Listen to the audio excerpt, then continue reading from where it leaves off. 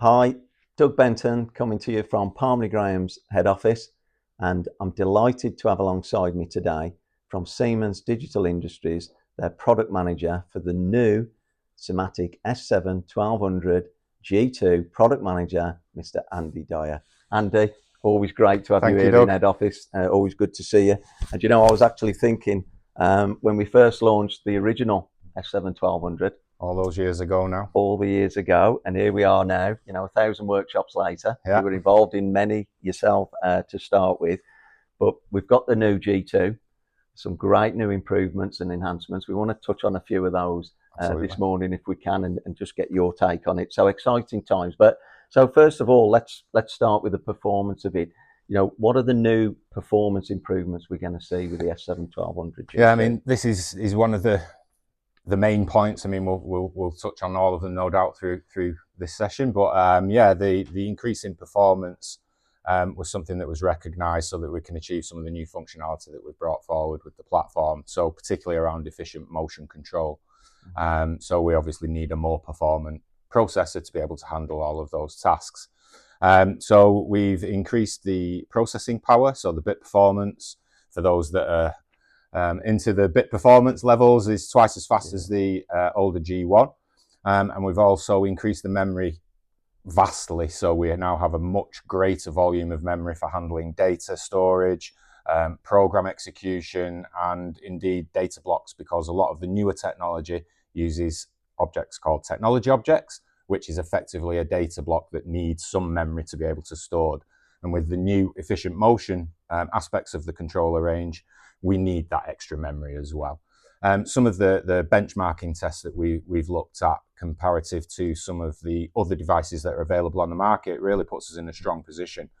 So when we look at the performance comparisons between ourselves and some of the other devices available out on the market, we sit at a much faster processing time, and typically we use much less memory, which frees up more of that memory that we've got available to us for expanding on program functionality, etc.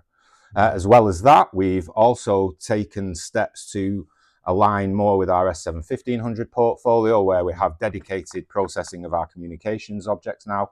So that gives us a much cleaner way of processing communications without having any interaction with the actual user program. So maybe some of the people that are watching will have experience of some of our maybe S7-300 systems as an example, where the program cycle executes and then we wait at the end while we perform some of the communications tasks.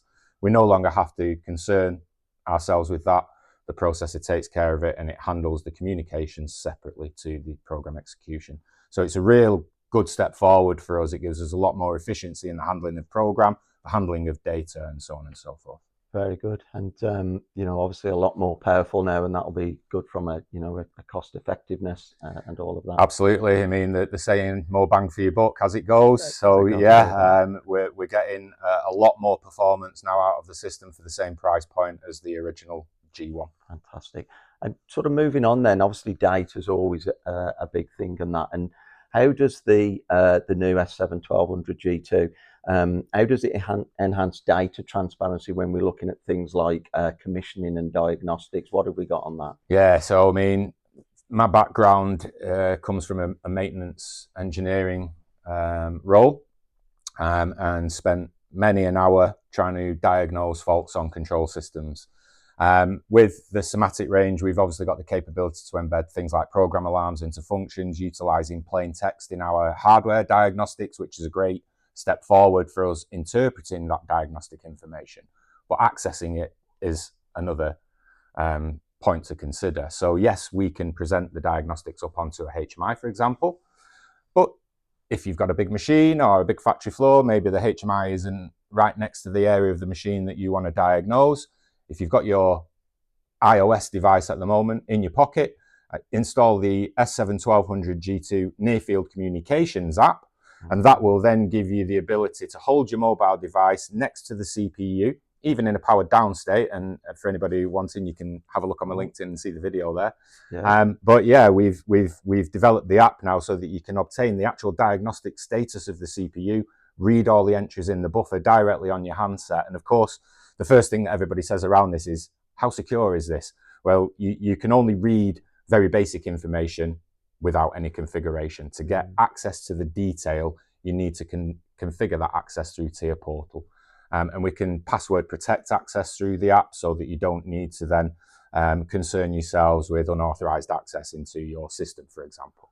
So that was one of the steps forward, giving access to diagnostics and basic commissioning data. In the future, we'll be able to set things like the base addressing, etc., of the hardware system, which when we look at a commissioning task gives us a very easy way then, once we've set that basic addressing feature of the controller, we can roll out programs, etc., very easily and very quickly. This is going to be very popular. This is a major change then. I have to be honest, when I first saw the near field communications capabilities, I didn't think that it was anything that would bring a lot of value, but now that I've seen the app and I've used it, the moment I saw the diagnostic buffer in my hand of the CPU and I could identify the fault and the reason that the LEDs were flashing, that made all of the answers for me. You know, it really comes into its own when you've got a maintenance guy who can find out a fault immediately. That fault occurs. What about if the panel door's shut? Would it see through a panel door? We've got a distant limitation of around 10 centimeters with near field communications technology. Right. So you would still have to access the panel in theory.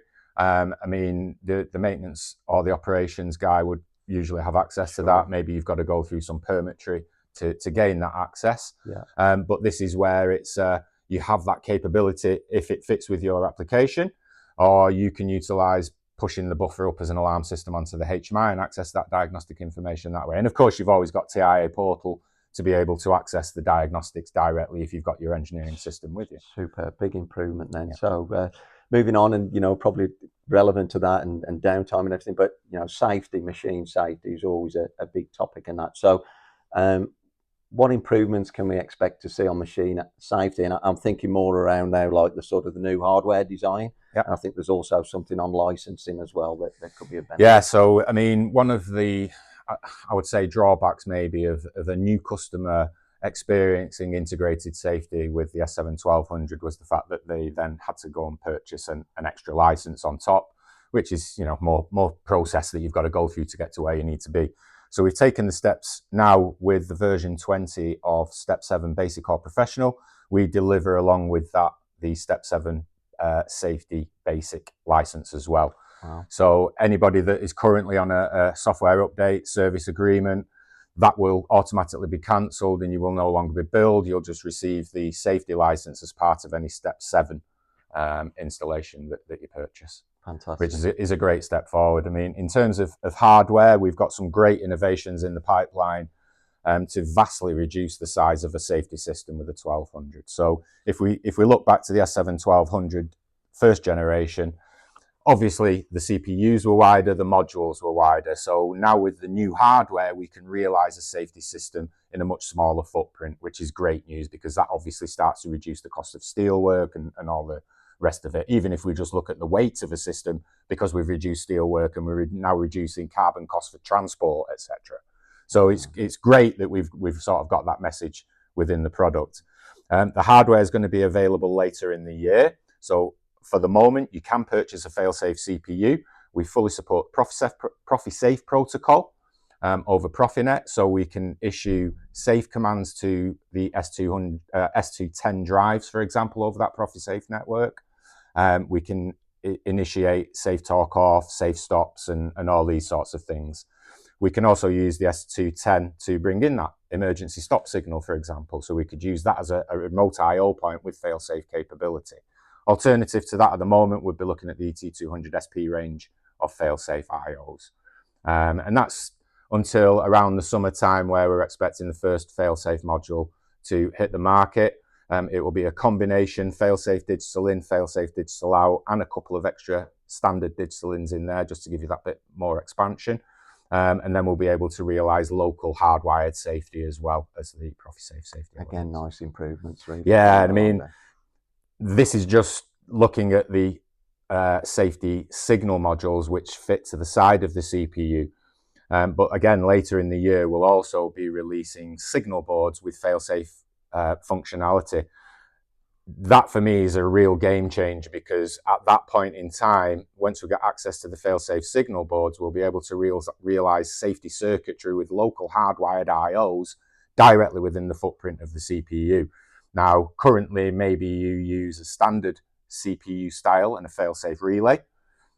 We can now take away the relay, fit a signal board, or we will be able to, fit a signal board into the front of the CPU and realize that safety circuit without any extra space being used in the panel. Big Yeah, savings on space huge move forward for us. So really good. And then, you know, I mean, one that's certainly of interest to us at Parmley, Graham, we see this is a major thing, you know, efficient motion. What you can do now in this G2 has really moved a lot. Just give us an overview of some of the key improvements we're going to see, Andy. The main thing for me is that we now have a fully scalable solution through our controller portfolio. Mm-hmm. So everything now from the S7-1200 G2 all the way up through the 1500 and the 1500T range support advanced motion control functionality. So what does that mean?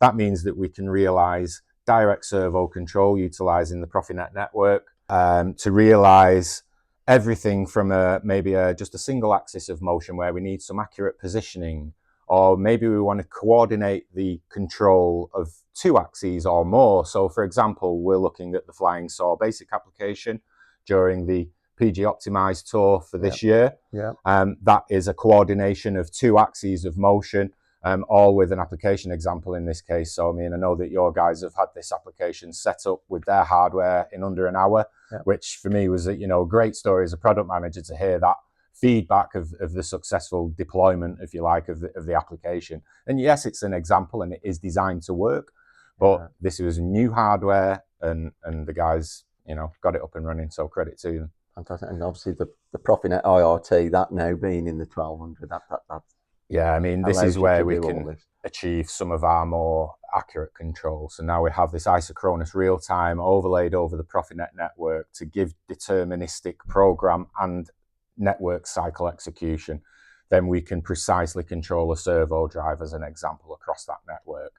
And the fact that we can connect up to 31 devices, all with IRT functionality, gives us real good scope for expansion and, again, this scalable solution through the controller range. Fantastic. So, there's so much, but final question, just try and summarize, the added value we're going to get from the SIMATIC S7-1200 G2.